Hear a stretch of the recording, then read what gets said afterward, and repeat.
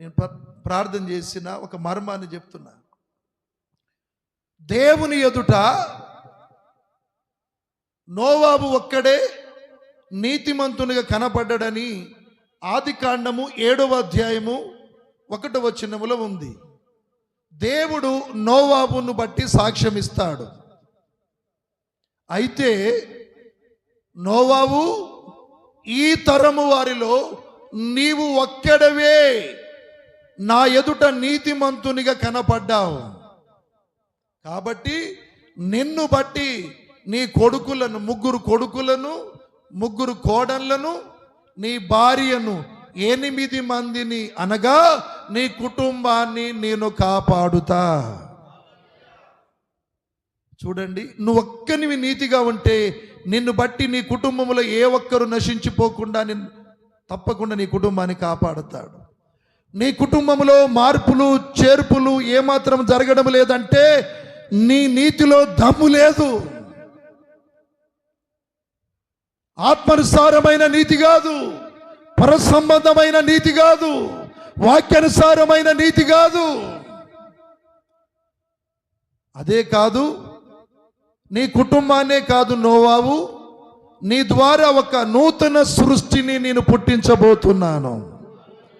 నీ ద్వారా నూతన సృష్టిని, ఇప్పటి వరకున్న సృష్టిని జల సమాధి చేసి ఏమాత్రము ఆ శాపగ్రస్తమైనది కనపడకుండా నాశనము చేసి నీ ద్వారా ఒక నూతన సృష్టిని నేను కలగజేసుకోబోచున్నానన్నాడు.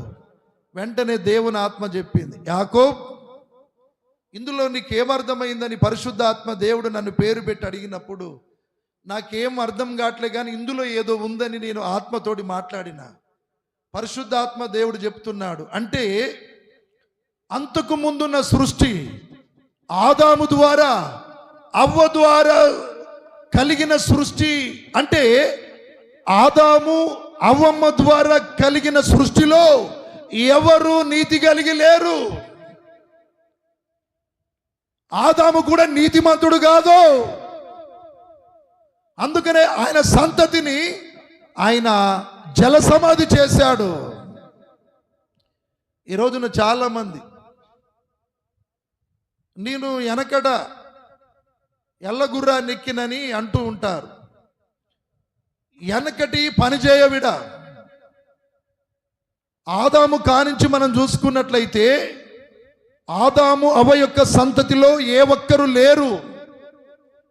అంటే ఈ నోవాబు వరకు కూడా ఎవరిలో చూసిన నీతి లేదు, బొంకడమే, మాట్లాడడం, మాట తప్పడం, మళ్ళీ క్షమించమని అడగడమే ఈ లైఫ్.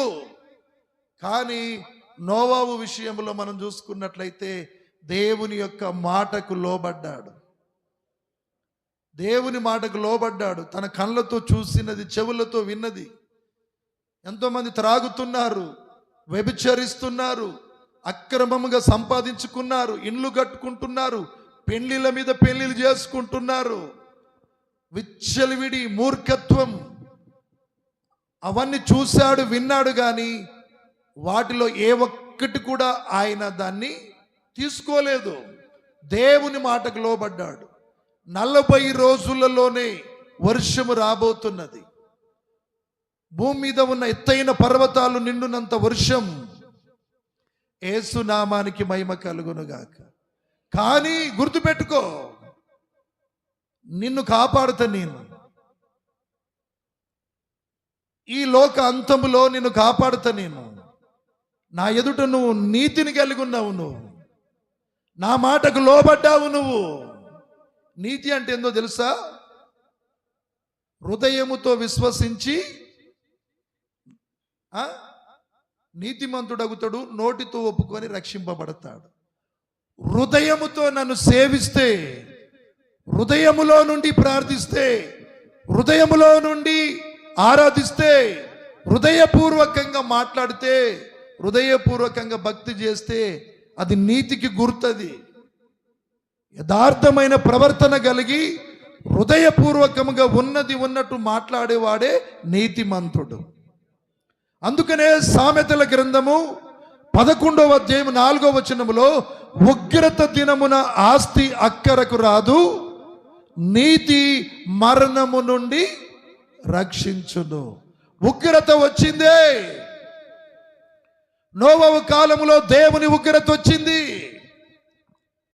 దేవుడు వర్షాన్ని కురిపించబోతున్నాడు. దేవుని హెచ్చరికల మీద హెచ్చరికలు వస్తున్నాయి. ఎవడు వినలేదు, పెడచెవిన పెట్టారు. వర్షం వచ్చేసింది, భూమిని మొత్తం నింపేసింది. దేవుని ఎదుట నీతిని కలిగిన నోవాహు కుటుంబం ఒక్కటే రక్షింపబడినది. చప్పట్లు కొట్టి దేవుని మహిమ పరుద్దాం.